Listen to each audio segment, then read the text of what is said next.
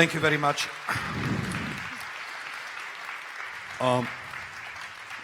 Good afternoon. This is a panel, as you can see, on the role of public media in democracy. The world is going through a very strange phase regarding all traditional democratic values and what have you, and public media play a key role in it.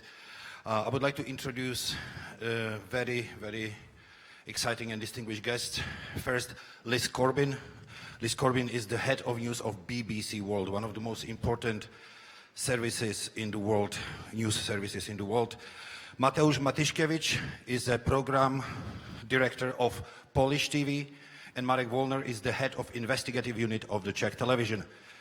Welcome my guests, and let's go straight to this.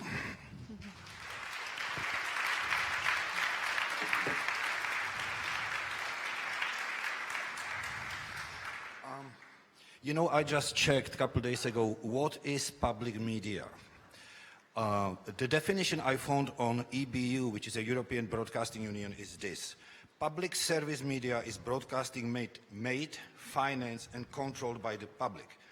Their output is designed to inform, educate and entertain all audiences. I've got a question. Is this how the public media really, I will start with Liz. Is this how the public media working in UK or BBC, or how is it supposed to work? Is that definition of EBU correct? Yes. Short answer. So what is the role of the public media? The public media, yes, to inform, educate and entertain is incredibly important, and to do so with an independence free from influence from any party, whether that be a government or a commercial organisation, to be free to produce content and do our journalism without influence from anybody else. Marek, I would like to ask you, why do you think that any country would need public media? Should I speak English? Yes, please. Okay. I think that democracy is something that excludes state television, state-owned television. There are some countries which have state television, and they still pretend that they are real democracies. And I don't think that they are really, because when you have a state-owned television, then you are influenced by people from the government, from ministry. Those people control your budget. And when those people control your budget, they always want to implement some agenda into your program. I want to ask you, as a director of programming for Polish television, what criteria do you use, to show public? Who decides, what the public is going to see, what programs are going to see? Who play the roles? Who does play the role in it, in Polish television? In Polish television, you have very long tradition of public TV in Poland. Now, public TV in Poland, not like in Great Britain, is between public mission and commercial. Half of our budget is from public budget and half from commercial, so we are between.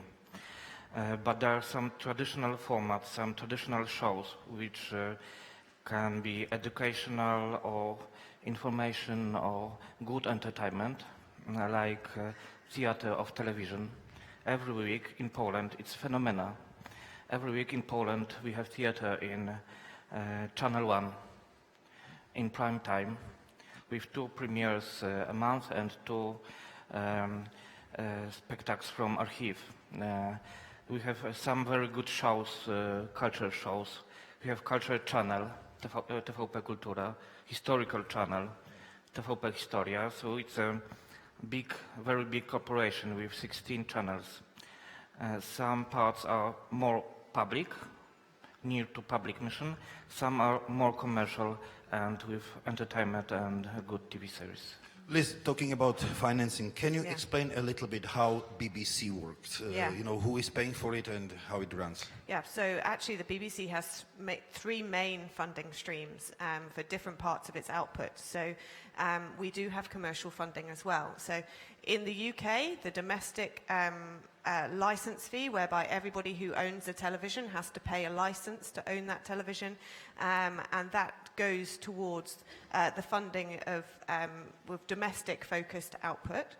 We also have BBC World News is run by a completely commercial company, whereby the commercial money is used to fund the journalism, but there is a complete wall in between the commercial side of the business and the editorial side of the business. So there's no influence from whoever wants to advertise with us knows that they can't influence the content. So that there's a lot of move at the moment towards ad-funded content, and that's a big challenge to a public service media organisation.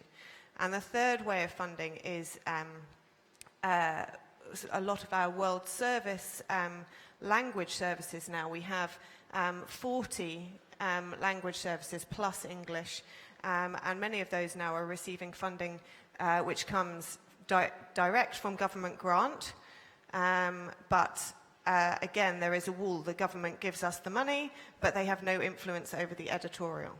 So those are three different ways of funding public service. One more thing, follow-up question for you. You were talking about this this border between editorial and between the finances. How difficult it is for you to maintain complete editorial independence? Are you under pressures? How difficult it is to be independent?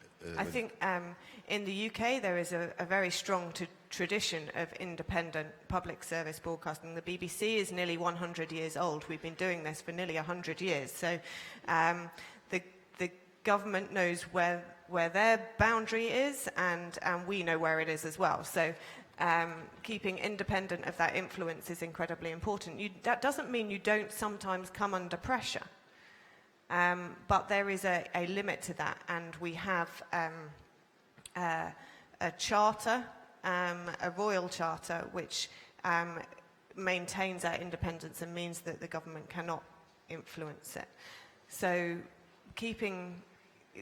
there is always pressure. There's pressure from everybody. There's pressure, everybody wants to have their view put on the BBC, because the BBC is the most trusted news brand in the world. If you wanted your message to go anywhere, you'd want it on the BBC. So, because everybody trusts that. Marek, you are the head of investigative unit. Your work is very difficult. You yourself are investigative journalist. How difficult it is in the Czech television, for example, to maintain editorial independence? And as Liz said, that the government in UK know its place and doesn't interfere. Does the Czech government know its place? I think there are different periods that I have experienced. In the past few years ago, 6-7 years ago, that was quite difficult to, or maybe more, 7-8, because it depends on how the board of governors is nominated and how quality people are there. If there are not independent people in the board of the governors, then they try to influence you, they try to put some messages into your superiors to feel that you are, for example, corrupted, biased, and things so and so on. And I would say that a big positive change came 7-8 years ago when one man, Milan Uhde, which was Minister for Culture in the 90s as well, came into the charge of the board of governors in Czech TV. He started to do absolutely different office business. He didn't want to influence the broadcasting. He didn't want to put his own agenda there. And I would say that since that, we have the best times ever with the Director General being now there. But despite the fact I said that I had a very bad times 7-8 years ago, the board of governors was run by Helena Fibingerová. Maybe Czech people would know her as a athlete, I would say world champion. And Jiří Baumruck was spokesman for Prague 5 mayor, Mr. Jančík. And those two people were trying really to influence us. But despite the fact that they were trying, for example, they never really stopped anything. And I would never say, okay, I will not broadcast the things. But I would say that the pressures were much stronger and harsher than they are now. We have a lot of pressures from the outside world, from the politicians, from their attacks, verbal attacks, and so on. But we don't have such a big or bad times from the inside of TV. I just want to have in general an idea. How is the Polish television run? Who is in control of what goes on air, what goes, not just in the news, but entertainment and everything? Is that also some sort of government body who is controlling? Can you explain a little bit the management structure of how Polish television is run? Now we have National Council of Medias, which have control over public medias. Now we are waiting for new law of broadcasting, new broadcasting law, and a new way of funding public medias. It's political discussion, and I can't be part of this discussion, but maybe I will answer in this way, okay? I believe in civil society. We need our audience. Our audience is civil society. Our audience is from different points of political view, from different social structures. So I believe that if we need our audience, we need civil society, and we need independence in that way. We can't be television only for electors of one party. And I think that it's more important than law or acts or political acts. We live in a democratic country with civil society. I think just to add to that, I think one of the really crucial things is that you need stability. You need to not be worrying about where your funding is coming from in 2 years' time, or whether you're going to exist in 2 years' time, or the stability of your remit and your funding is absolutely crucial to your independence. Back to news. We are going through another huge media revolution when it comes to, 20 years ago, you really need to be a part of some news organization to report. You really need to be in the system somehow. Today, with social media, Facebook, Twitter, Reddit in the United States, everybody can report. Everybody can post the news. How can public media can remain relevant? In this massive competition of now commercial stations, how public media can remain its relevancy and remain important to the countries? Independent news and independent journalism has never been more important than it is now. And we need to adapt to that new world. I think traditionally, traditional media has sometimes been slower to get used to the new ways of reaching audiences, and that there is no tolerance for that now. We have to move quickly, and we have to reach new audiences in a way that they want to be reached, that they want to consume the news. And that's a huge challenge to large organizations like mine. But serious action has to be taken now in terms of understanding our audiences. I think in the days where it was only radio or television, and still those media don't you don't get as good audience data as you do from digital platforms. So you don't know so much who is watching and how many people. You get a rough idea, but not in much detail. The new social media and digital platforms, online news, has really enabled us to see who we are reaching and what people enjoy consuming, and what maintains their interest. And all of that information can feed back into all of the traditional media. And that's what we're trying to do now. So in terms of the audiences that we're reaching, I would say that all traditional media have had a problem with reaching older, as in they have not had a problem with, they have overserved older audiences, male audiences, with the news that they've been providing. And the BBC is not exclusive to that. We are making big efforts to attract younger audiences and female audiences. And we should not be ashamed of saying that. We need to push forward in that, because public service media can only retain support if it's providing news and content for everybody. Can't just be serving a small proportion of the population. Marek, how do you see that? And I want to kind of expand that question a little bit by asking also that not only you are competing with social media, you are competing with other private television stations, you are competing with people, today every digital server, every internet server, every newspaper has video. How do you compete with that? How do you maintain relevancy of the public media in the Czech Republic?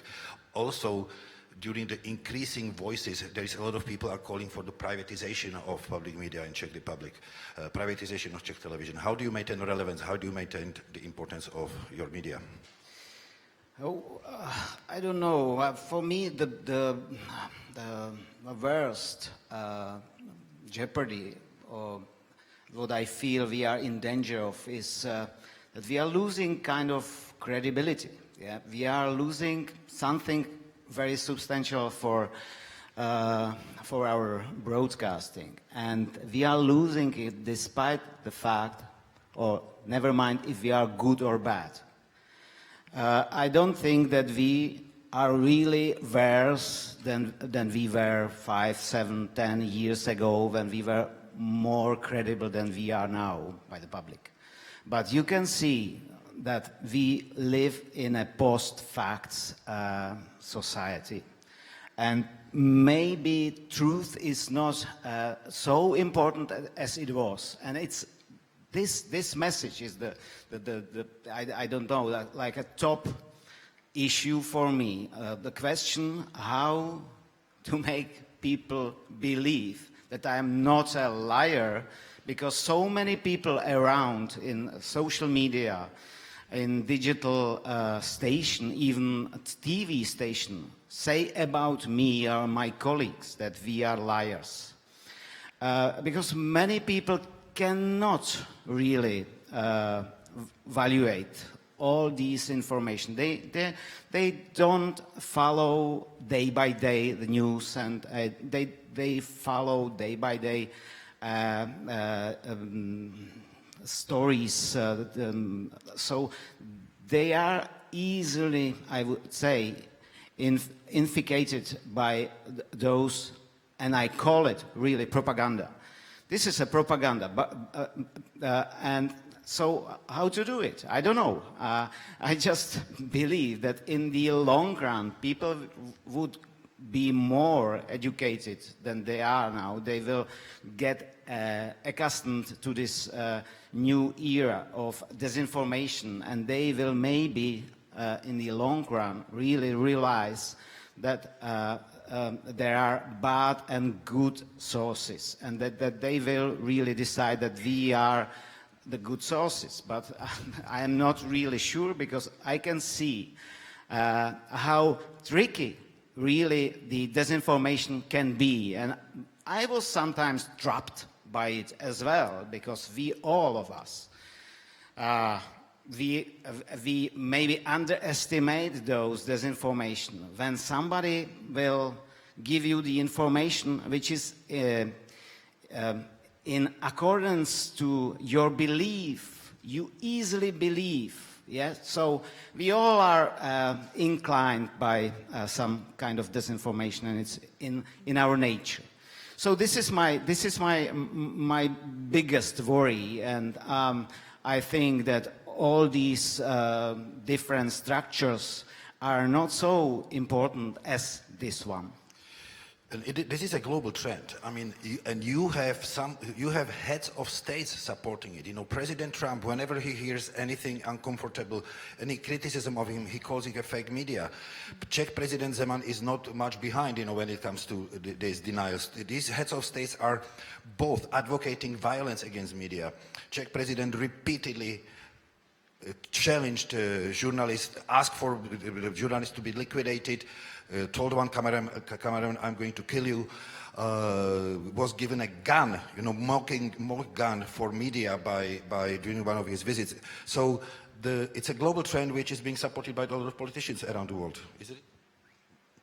Yeah, exactly. You said all of it, and then I can only add some more stories about that. So, you know, those people are really influential, and those people, they have their own believers, and it's quite difficult to really fight with the belief.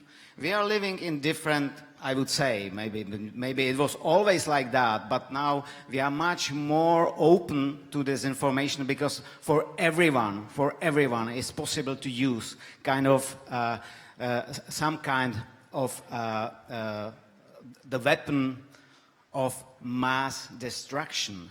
We have emails, and in our country, in Czech Republic, I would say maybe 50% of senior people, all the old people, they are getting on a daily basis emails which are full of fake news, disinformation, hoax, saying whatever you can imagine. And those emails come from their friends. So it's kind of worth-trusty for those people, maybe more than I am for them. Yeah, I'm somebody from TV, and they say that TV is always telling lies with kind of world conspiracy. And Bilderberg, and I don't know, and Illuminates, and whoever, maybe I'm Illuminator. So that's it. I think, sorry, can I just chip in on that? That one of the things that I think how media needs to change to counteract this is very simply that we need to stop telling people what is true and start showing them. Because I think the burden of proof and the availability of lots of different sources of material, where people feel that they can find out their own information, they can use a search engine, or they can go on social media and they can find their own answers. The fact is, they feel like they can go out and find the answers themselves, and we need to stop just telling them and say, oh, look, we know it's true and we say it's true, therefore you need to believe it's true. Instead, we need to show our workings. Mateusz, how is Polish television adapting to this new world? I mean, how do you compete, you know, with social media, with you know, commercial networks, and how is Polish television planning to maintain its relevance? We have the same problem and the same chance in Great Britain, in Czech Republic, and in Poland. And this problem and this chance are you, the young audience. Do you watch classical linear television?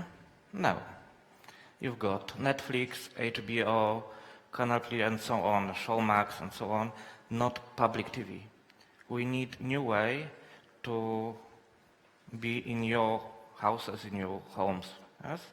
And we have the same problem, how to be with you, okay?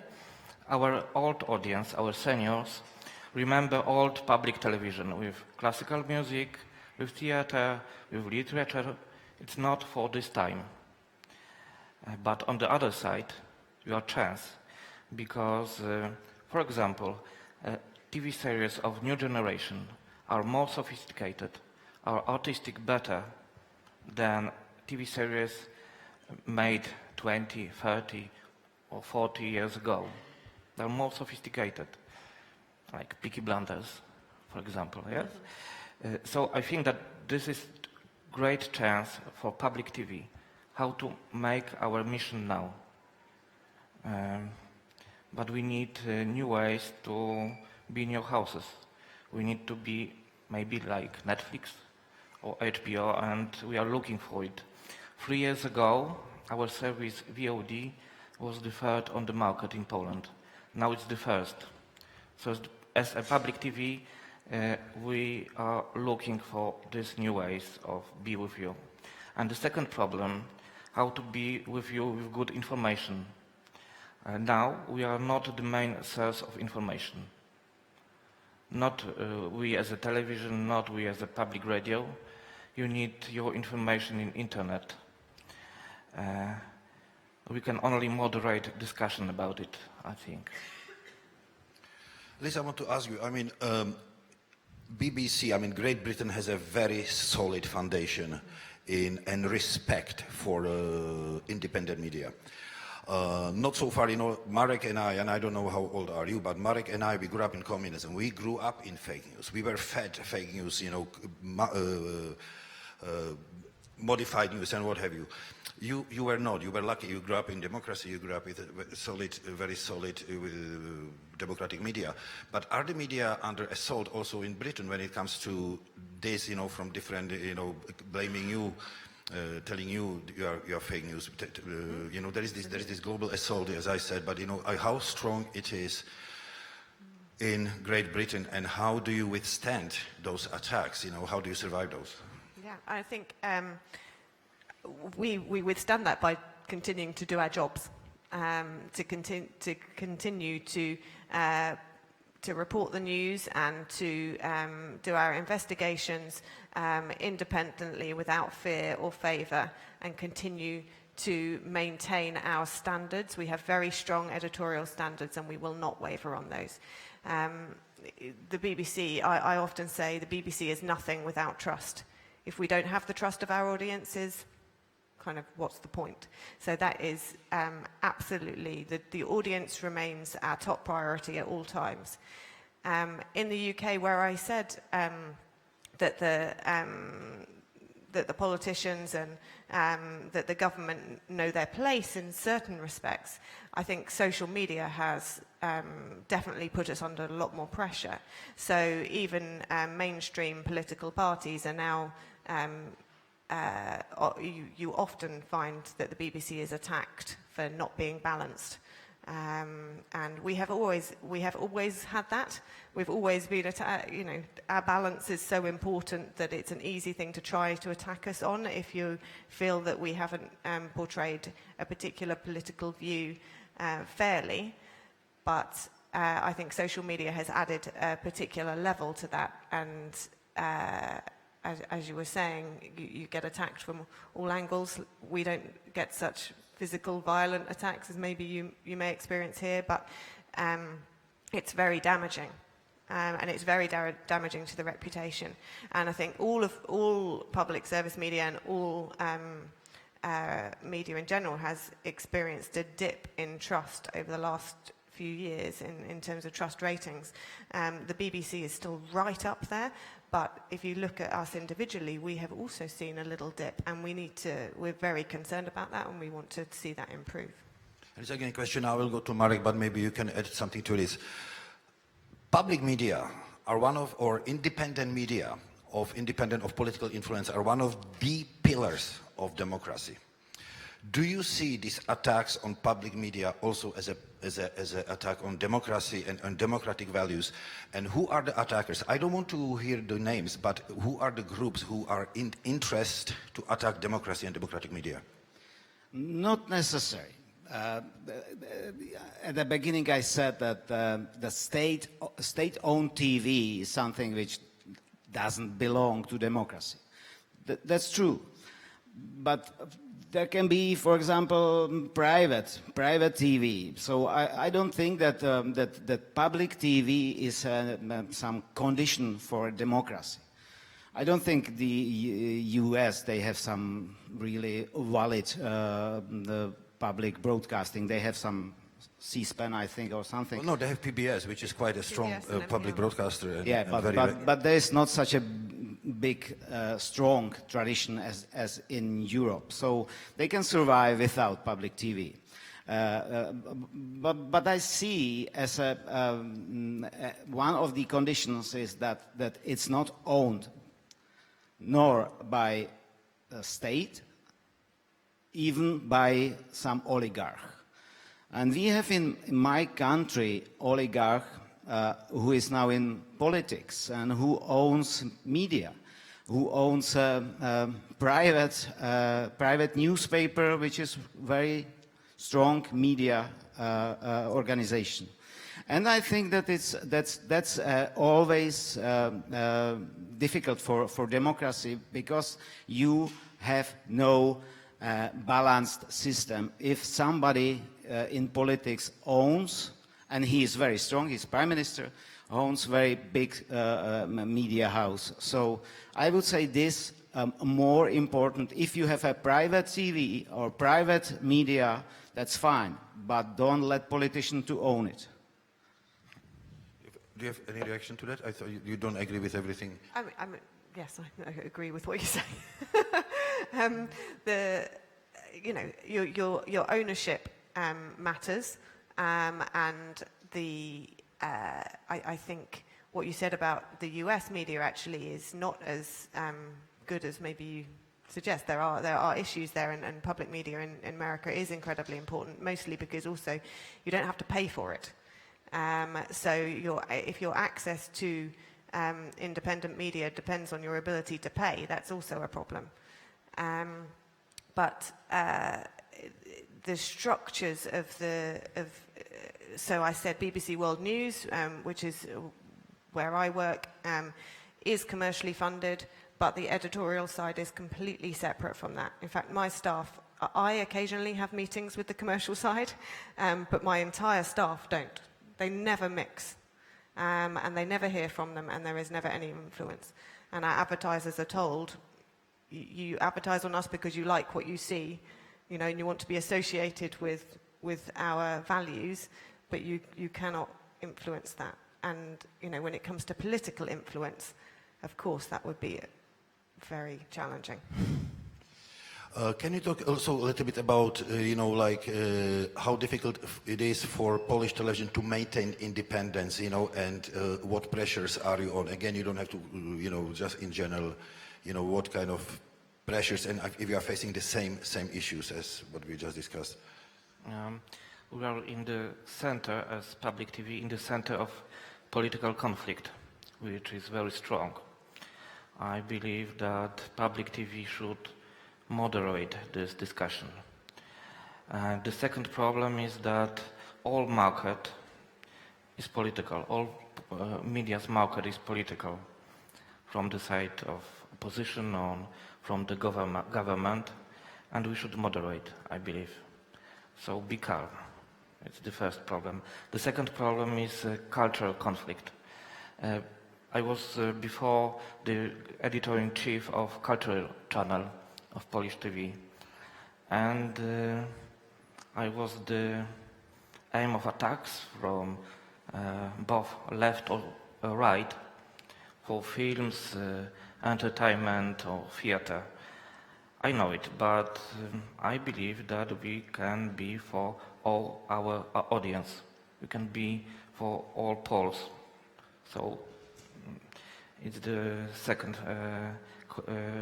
thing. And the third thing, we, as Czech, but not as Great Britain, we are in a very dangerous part of Europe.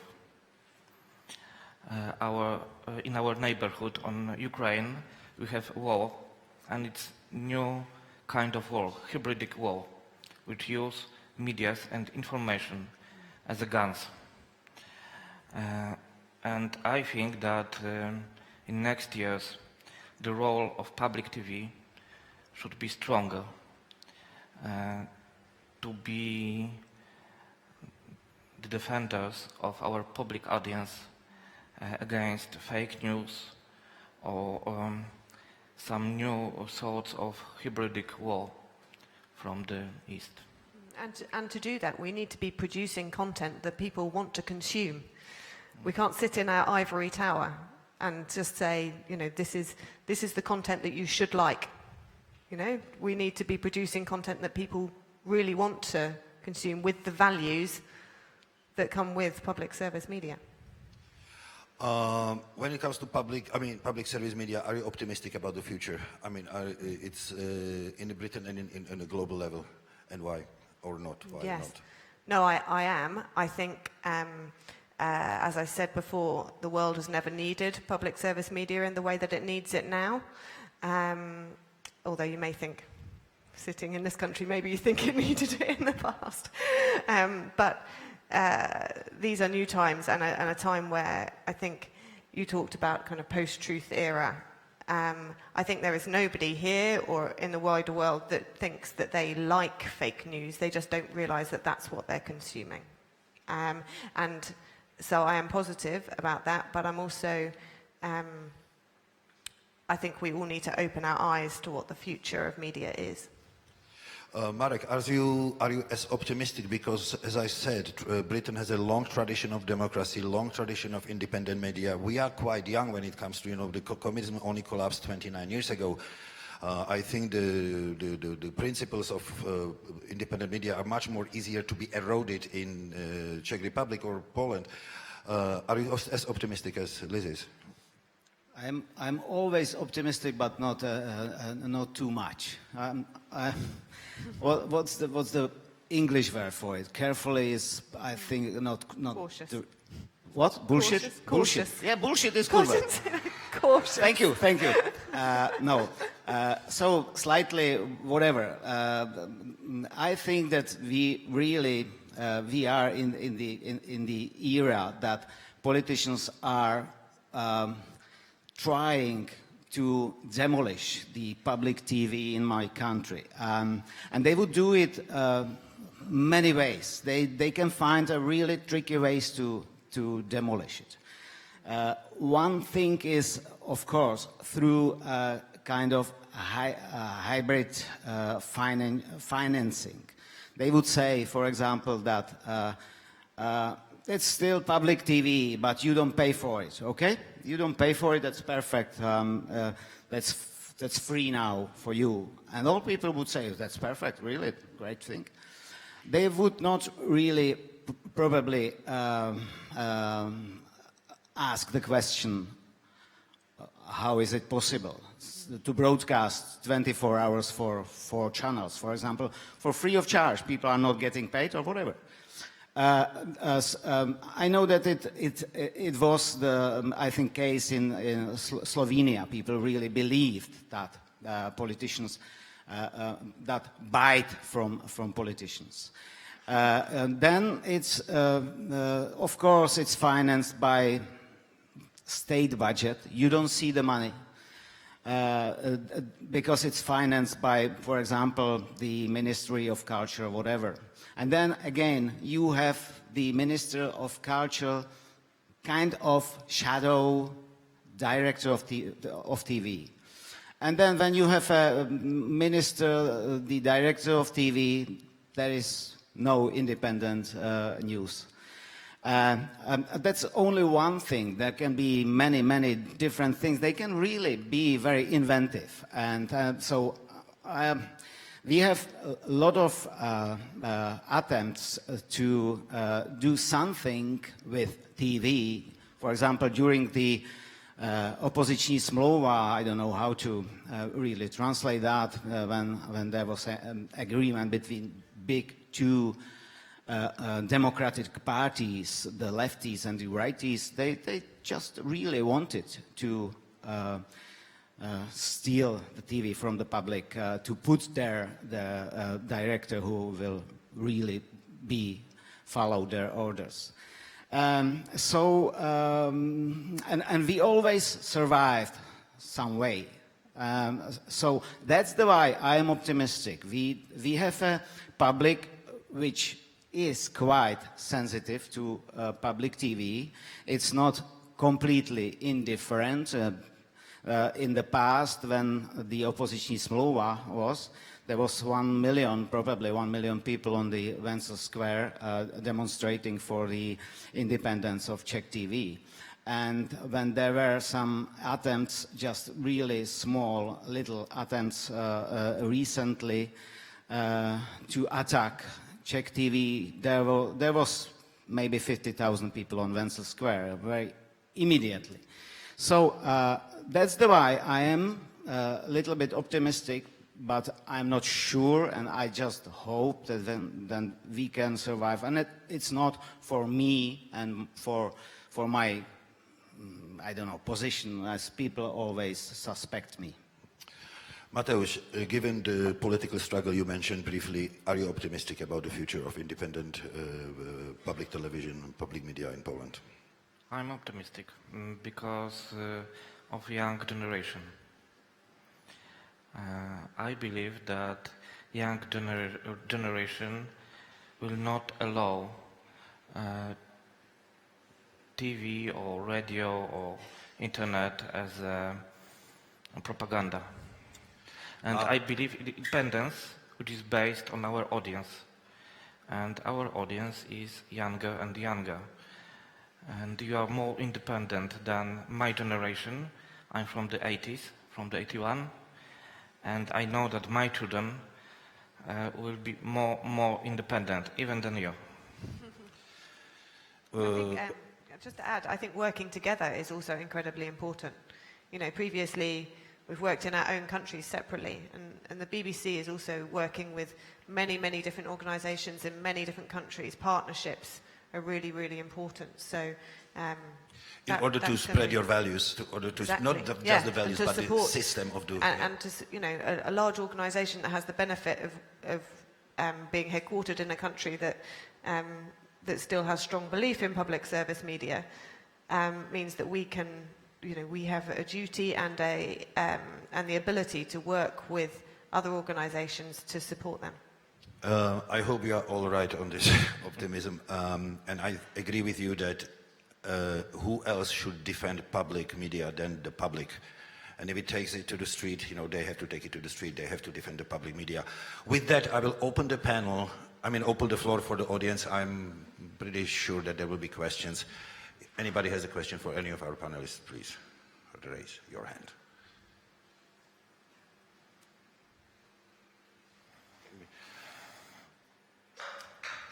The microphone is coming. Actually, you know what? This will be faster.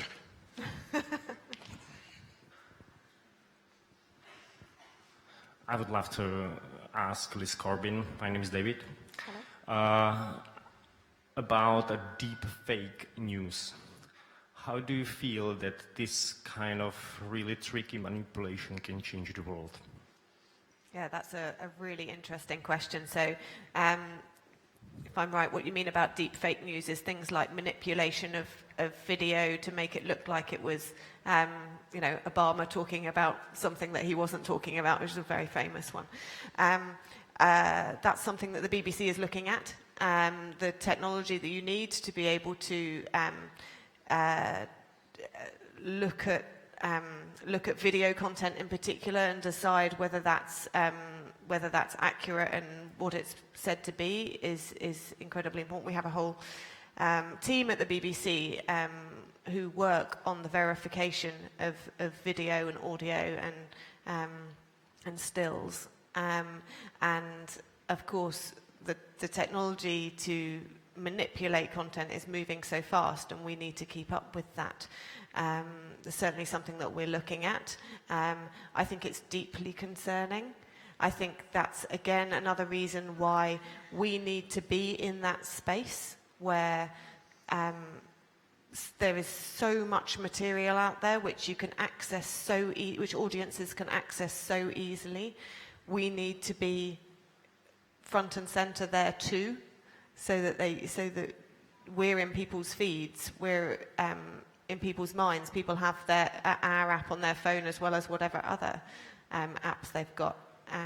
And that's about being in people's lives, and to do that you need to be able to produce the content that they want to see. I think there's somebody did a survey about the fact that so-called fake news stories or false news stories are 70% more likely to be shared than a true news story. You know, that's a huge challenge. And we have to rise to that, because we need to make our stories that are accurate and impartial as shareable as those that aren't. But yeah, we're working on the deep fake stuff. I want to follow up on that. Why do you think that? Why there is such a huge difference? Is it because the fake news actually go after the vulnerable? They go after fear. Yes. They go after prejudices. Is that? Yeah, is I that mean, what? I mean, I think you have to talk about the definition of fake news as well. So we know what we think it is, which is false information which is deliberately shared for either commercial or political reasons. And therefore they need to make content that is shareable. And I think, Mateusz, you mentioned that the reason that people share this and enjoy this content is because it speaks to what they believe anyway. And if you see something that supports your worldview, you are more likely to share that, to like that content, to engage with that content. And then the social media platforms have their algorithms that mean the more that you interact with the content, the more of that type of content you are going to see. And you get into a vicious circle. Thank you very much. And anybody else? I saw some.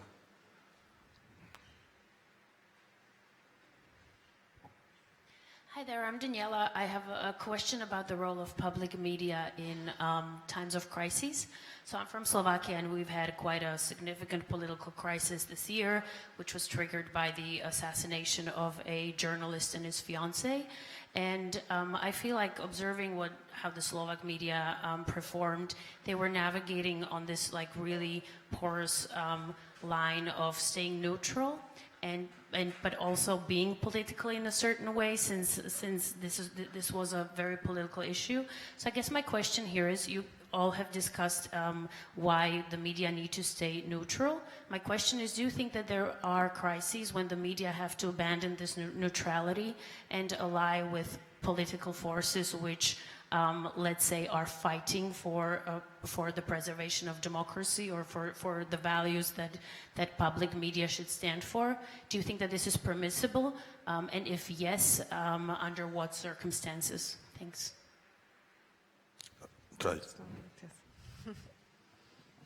I think that we really need to be neutral. People anyway will suspect us that we are not, but we have to. I know that when we lose this, we lose everything. And sometimes it's quite difficult for us as well, because we know that we fight for absolutely substantial things in my country, not in Britain, but maybe in Britain as well, because Brexit was quite a substantial thing as well.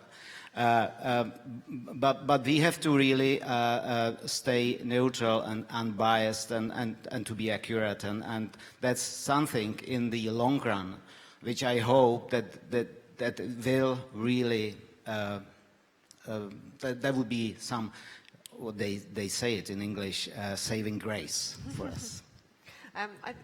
Go. Mateusz? Okay, I was just going to say there is a difference between being neutral and sitting on the fence. You don't have to be neutral doesn't mean that you can't say what is true. So, you know, that doesn't mean that if you don't have to I think something that we have struggled with and we need to rapidly change is a journalism that says one person says this, one very serious, very talented person says this, one very serious, very talented person says the complete opposite. You decide. Well, no, that's not our job. Our job is to assess what each of those people have said and decide what's true. And give that. If I can interrupt you, we have the best phrase for that. I think it came from Jean-Paul Sartre, who said this kind of journalism means that 10 minutes for Hitler, 10 minutes for Jews. Exactly. Yeah. And then you will decide who is right and who is not. So this is really bad example of public broadcasting as well, and I know that it sometimes happens in my TV station as well, and I would like to avoid that every time we do our program. Mateusz, you wanted to add something? In European tradition, we are connecting truth with watching. If you want to find the truth, you say, show me. Yes. Show me. We believe that when we watch, we see the truth. But it's not truth. Since the 20th century, for example, like in Wittgenstein, you can see one picture, it can be a duck or it could be a rabbit. And public media should say to its audience, watch it. It can be rabbit or it can be a duck. Yes? It's not the same example like with Hitler and Churchill. It's not, but in everyday a political conflict, which is based on very different values. It is political because it's not technical. You can say that this car is better with a better motor or it's stronger car, but we can't say this politician is better in normal situation, in democratic country, in normal situation. Thank you. Anybody else?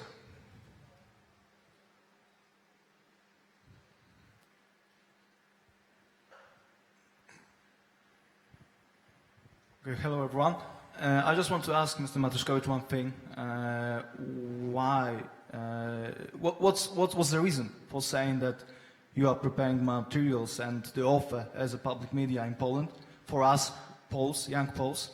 And what's the reason for saying that it's like really getting to us when you have something about 1/3 of a million during 2 years of people getting off the public media? And I know that it's mostly because of your public and political, let's say, preference. But, and I'm not talking about the TVP Kultura, because I know that it's still at the same shape during the years. And it's like off the politics, which is the great thing in Poland. Unfortunately, the only great thing in public television, honestly. But I'm asking you, what would you like to change? Because telling people that your belief is right, it's not the way, and it's not proper in creating and educating and entertaining people at all. So I know that some, let's say, positions and some groups in Poland are quite happy with your view and point of view at the world, at the domestic politics, at all the stuff. But unfortunately, as a young person, I must say that it's not working. And what's your plan for this? Because I think I'm not the only one. Do you know what is my political opinion? No one, no. Even my family. But I understand your question. It's more complicated, I think. This is a complicated process based on the changes on TV market. It's the first thing. The second thing is that every media in Poland, I'm not a politician, I can't maybe say it, but every media in Poland are connected with some political powers. So discussion is very difficult. We live in different worlds. For one Polish word, we can see duck. For the other, you can see a rabbit. I believe that we can change public TV step by step.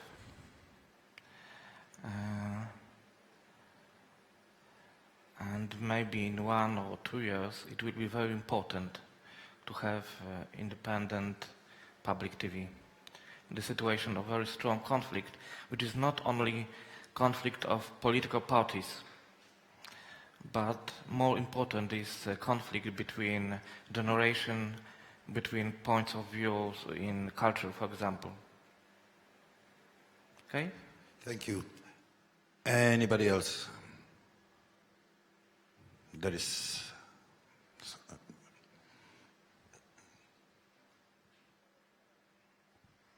So I would just like to ask the panel in general, like the term fake news, it's thrown around so much and pretty much everyone uses it, and I feel like it's not enough to kind of deconstruct the true fake news. Like, do you have any idea on how to maybe deconstruct them a bit more? You mentioned showing your inner workings, but I feel like just saying fake news is not enough to stop people from kind of believing these sites and believing these things that obviously aren't true. Like, maybe you have a plan to reach out to people in a different way instead of just using the phrase fake news? We don't use the phrase fake news. I think it's a deeply unhelpful and politicized phrase. So we try to avoid it, but also I think we can't avoid the phrase because every single person in this room knows that phrase and uses it. And so you can't just sit away and say, I'm not going to talk about that. We have to talk about it. And one of the things that the BBC is doing with our public funding is to run education programs and news literacy programs to produce content which explains to people how to navigate the world of media and understand how they can spot something that may or may not be true. And I think that whole program of materials is very important for public education. We're here to inform, educate, and entertain, and that education side of things has been very important. We have a project called School Report this year, where we created an online game for I think 9 to 15-year-olds, where in the game you are a reporter in a BBC newsroom and you get to make decisions, and the decisions that you make influence how your day in the newsroom goes. I want to quickly follow up on it. Yesterday, I had a conversation here with journalist Jim Clancy, and he resonated what you said.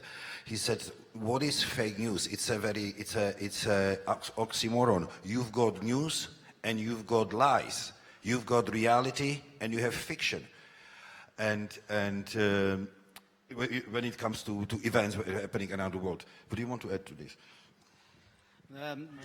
I'm sorry that in Czech TV we don't have such a, I would say, sophisticated program to face the fake news. We have one program which is called Newsroom, and they are trying to explain some fake news really, and then go to the reality, go to the sources, and show the people that something broadcast was a fake, for example. But I don't think that we do really enough to educate people. We have, I would say, one a year a tour among people. It's called, I think, Czech TV tour or something, TV tour. And we go to universities, but those people, I would say, are quite open to the education. We need to reach people who don't want to be educated, and that's quite difficult. We of course easily can reach all of you here, because you came here because you want to be educated, you want to get something new for your brain. But we have a special sort of people everywhere in every country. In my country, we call them, they are absolvents of Vysoká škola života, yeah? Those people. The University of Life. They because it came from their Facebook profiles. They always use this, I have a Vysoká škola života, University of Life. Those people are prone to believe every stupidity they read. For example, they believe that the Earth is flat. Yeah, it's new movement. Even new movement here in my country. It's a movement that those people believe that it's really flat. The country is flat, or globe is flat. globe is flat. So how to, and they, for example, their representative was in public radio station to discuss with the famous astronomer Jiří Grigar, and they really discussed about if it's flat or not. Wow. Can you imagine this? Can you imagine this? It was public radio, believe me. But I also think, on that note, that we, at our peril, think people that believe fake news are stupid. Because you yourself said, you know, you are sometimes tricked. And I, just the other day, nearly believed something. And only through my training and, you know, experience did I hold back. So, you know, you're not stupid to believe fake news. And also, I don't think you choose to believe fake news. You just come across it and you believe it. And I think reaching out to those people... I didn't say they are stupid. No, I said no, they but believe I in think people stupidity. do. I know, but but this is the political correctness. Yeah. At last, I can face it now, because in my country, everybody says, oh, this is a political correctness. It means that people using false language. Yeah? And now I can hear it saying... But because you are polite already. But we do have to reach out and to have education programs that are attractive to people who are susceptible to fake news. But I think that is the bigger enemy than fake. It's ignorance. Yes. For example, do you know what's going on Crimea now, or in another dangerous part of the world? We don't know, and the aim of public media to talk about it. Even it's not so perfect as should be, but let's talk about it, let's show it, maybe imperfect, but try. I wish we can keep talking, but because this is, I believe, independent media, public media is one of the very important topics of our times, but unfortunately we totally ran out of time, so I thank all the panelists for coming and for a very interesting discussion, and I thank you for coming, certainly. Thank you. Thank you.